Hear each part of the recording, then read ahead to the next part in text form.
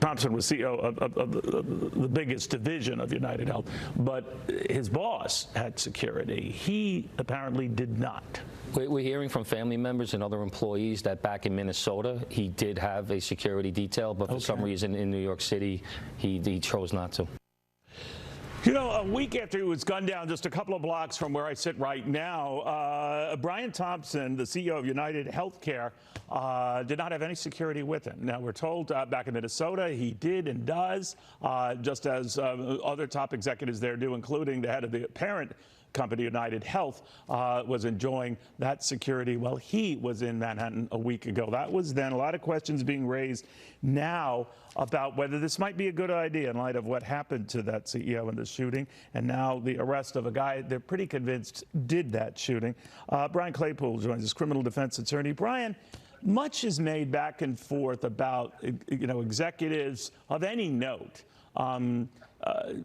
not having protection. Now, of course, you could stop that at the CFO, the CEO. I get it, but it was clear that this guy was a target, and I'm just wondering whether a lot of, C-suites are changing their mind about protection and widening it out a little bit. What do you think? Hey, Neil, always great to be with you. Same here. I mean, absolutely. We live in dangerous times. I mean, I'm here in Los Angeles. The crime rate here has been off the chart the last few years, and that's been the result of several major cities, including New York City, having more liberal leadership in the district attorney's office. That's now changing even out here. But look, at the end of the day, this is a very, very dangerous time, especially for leadership in businesses that are controversial, right? The healthcare industry. I mean, are you kidding me? I mean, this company, I think their average rate of denying claims was almost 3 times what the normal rate of other insurance companies denying claims. They were going to be investigated by the DOJ. So Thompson had to know that he was possibly a target. Surprising that he didn't have 24/7 security. And I think this probably is a wake-up call, Neil, for anybody in a position of leadership of a major company, politicians, athletes, actresses, to have 24/7 security.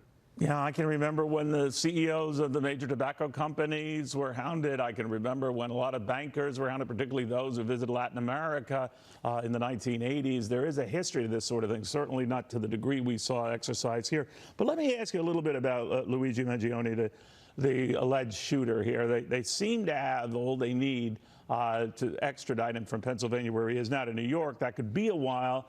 What are they sorting out in Pennsylvania to get him to New York? Yeah, Neil, well, what Mangione did is he fought extradition, which, is a mistake. I mean, he should have just said, yes, extradite me. Extradition is not going to be hard to get him to New York City. They'll probably have a hearing in about a week or so. But look, he's got to be more focused on what kind of defense is he going to present. And the only real feasible defense I see, Neil, in a case like this is what's called diminished capacity. What does that mean? That's not an excuse for the crime. What it does is his lawyers might argue that he was mentally impaired, that he was depressed because of this back injury that he had that was going to compromise his life. That he had it out for the CEO. There's documentation of that. And that and by the way, he went into a dark phase too, where his family couldn't find him. People were trying to track him down. They were worried about him. He was under emotional distress. So the only hope is for him to, hire a forensic psychologist and do an evaluation on him. And what that does, Neil, is it defeats the required intent to commit the crime. What does that mean? You go from a first-degree premeditated murder where this guy spends the rest of his life in jail, down to a second-degree or manslaughter where he would not spend the rest of his life in jail. But look, the key evidence thing, Neil, the shell casings. They found the gun. They just need to put the ammunition in that gun he has, shoot the gun, get the shell casings, match those shell casings to the sidewalk where Thompson was murdered. And like you said, at that point, you've got a pretty much steel-proof case. We'll watch very, very closely. Brian, always good seeing you. I hope you have a very good Christmas, my friend. Brian Claypool, following all these developments, the criminal defense attorney. In the meantime, back to business.